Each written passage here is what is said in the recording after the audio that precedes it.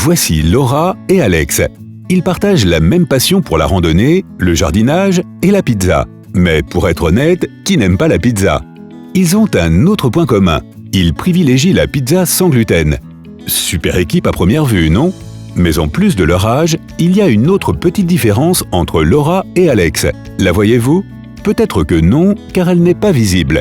Laura souffre de la maladie cœliaque et Alex de sensibilité au gluten non cœliaque.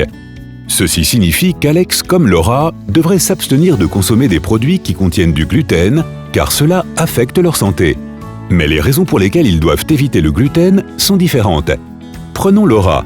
Sa maladie cœliaque est due à des prédispositions génétiques, c'est-à-dire une maladie chronique et auto-immune de l'intestin.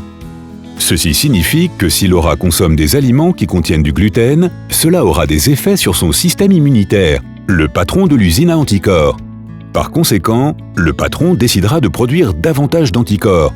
Ceci peut affecter l'intestin et ses villosités et entraîner par exemple des maux de ventre, des diarrhées, de l'anémie et de la fatigue. La seule solution pour Laura est d'adopter une alimentation sans gluten stricte. Et qu'en est-il d'Alex, son père? Lui aussi a des problèmes lorsqu'il consomme du gluten. Par exemple, des douleurs abdominales, maux de tête, flatulences ou confusion. Sa sensibilité au gluten est déclenchée par la consommation d'aliments contenant du gluten. Mais contrairement à la maladie de Laura, sa sensibilité ne semble pas avoir de cause génétique. Contrairement à Laura, Alex est capable de tolérer de petites quantités de gluten. En ce moment, il essaie de déterminer quelle quantité de gluten il peut tolérer.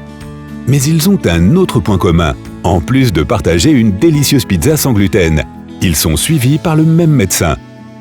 Vous souhaitez également en savoir plus sur la maladie cœliaque et la sensibilité au gluten non cœliaque? Parlez-en à votre médecin.